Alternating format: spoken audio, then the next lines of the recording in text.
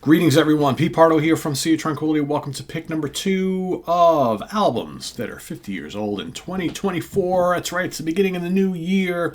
We're looking back 50 years to albums that are celebrating their 50th birthdays or 50th anniversaries, however you want to look at it. This year, going back to the great year that it was 1974. I'm not ranking these, right? A lot of you already yesterday were like, oh, I can't believe you didn't rank that album higher, Pete. It's like there's no ranking here. This is just 31 great legendary albums. Impossible to rank these albums from these glory years. It really is, especially when you're talking about so many of them. So there's no ranking. So you don't have to wait till the 31st to see what my favorite is. There's no, you'll know what some of my favorites are, right? These were all favorites actually, but as far as it's just impossible to rank all this stuff. It really is. So there's no order. Just here are my 31 favorites that are celebrating 50 years, 50th anniversaries, 50th birthdays. This particular album is the 6th album from this British band, released November 22nd, 1974, recorded at Island Studios at Glassbant Manor in, Carmarthenshire. Am I saying that correctly? I don't know.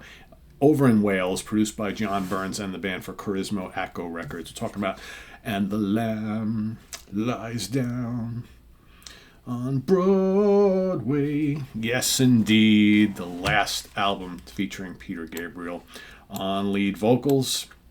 The sprawling double concept album. Right. Of course, legendary album in the genre of progressive rock, in the history of progressive rock. Peter Gabriel, of course, on lead vocals, flute, various other odds and ends in the studio. Steve Hackett on all guitars, Mike Rutherford bass guitar, 12-string acoustic guitar, Tony Banks, Hammond organ, electric piano, harpsichord, mellotron, arp soloist, string synthesizer, acoustic piano, you name it, he's playing it.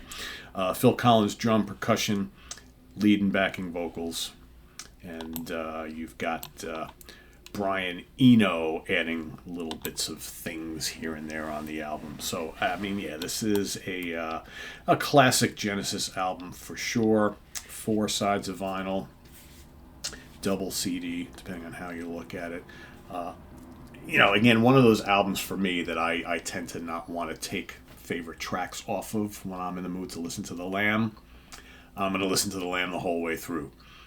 Again, that's kind of me for everything. I'm an album guy. I'm not a shuffle guy, or I don't listen to Spotify and just hear. So I don't like to hear just songs. That's why for me, even though I have Sirius XM in my car, I have it more for other people who travel in the car so they can hear stuff that they like rather than me. I very rarely listen to it just for me. I've got iPods and I like to hear albums. That's the way I like to listen to my music. Anyway, but there are some great stuff on here, right? Obviously, you got the title track, which is awesome. Flying on Windshield is great. Cocoon, In the Cage. In the Cage is terrific.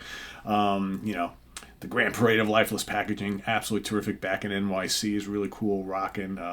Counting Out Time is quirky. You got the awesome Carpet Crawlers, one of my favorite songs from this album.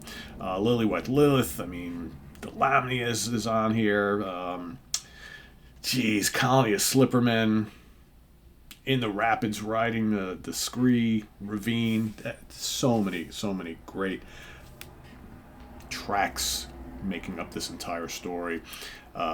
Killer vocals from Peter on the whole album, On His Way Out, right? We all know the story of the short tour that took place after the release of this album, which was kind of a disaster, way expensive, too many props, just didn't really work.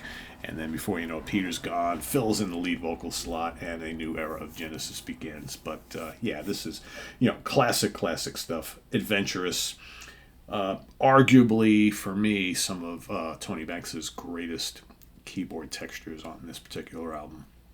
A lot of them.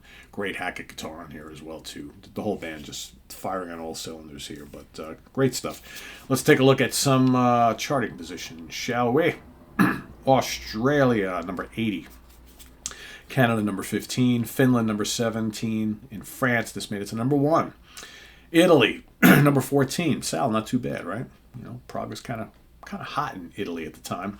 New Zealand, number 34. UK album charts made it to number 10. And here in the States, this made it to number 41. Certifications, and remember this is a double album, so you counting things twice here. Canada gold, 50,000 units sold.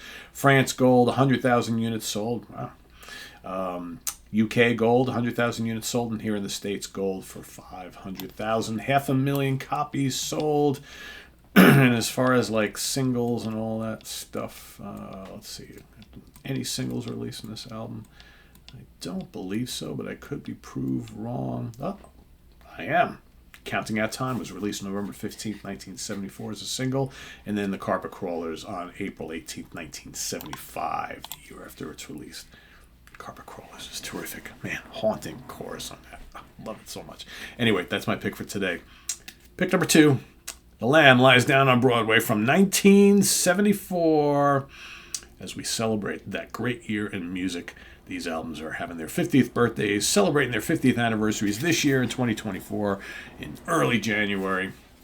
Visit us on the web at www.seatranquility.org. We're on Facebook. We're on YouTube all together all the damn time. Please subscribe if you haven't already. And click on that notification bell so you get alert of all of our content as it posts. And please do hit the like button before you leave. Also down below, we got the links to our Ko-Fi page, our channel donations, our merch page, and our Cameo page. Thank you in advance for all your support there. And we'll see you tomorrow for pick number 3. List yours down in the comments below. And we'll see you tomorrow. Remember, this is kind of like a post-holiday week, so we got no Hudson Valley Squares this week, no In the Prague Seed. None of the major panel shows are happening this week, the every other week shows. But we are having a 4 Fusion Friday coming up this Friday. No Martin Popoff at the Funhouse this week either. But I'll be peppering some little solo videos throughout the course of the week for you guys to check out. But we will have Ranking the Albums on Sunday. Simon Bray from the UK Connection is joining me. We're going to rank the Johnny Van Zant Band albums, right? So that's going to include all that early stuff. So there's a couple Johnny Van Zant Band albums, Brickyard Road by Johnny Van Zant, and the Van Zant album. They're all kind of Johnny Van Zant albums from that early time period. This is pre him joining up with Lynyrd Skynyrd. So we'll be ranking those this Sunday for all you Southern rock fans, so stay tuned for that, and lots more here on the channel. I'm Pete Pardo. We'll resume our regular programming next week. We've got Hudson Valley Squares happening on Monday. We're returning to Album Wars Part 4, classic 4th albums. Van Halen, Rush, UFO, and Deep Purple. Those are the 4 combatants. You all know their classic 4th albums. That's what's happening on the Hudson Valley Squares. And the return of Sidney Taylor. So stay tuned for that and more here on the channel. I'm Pete Pardo. Thanks for watching. Bye-bye.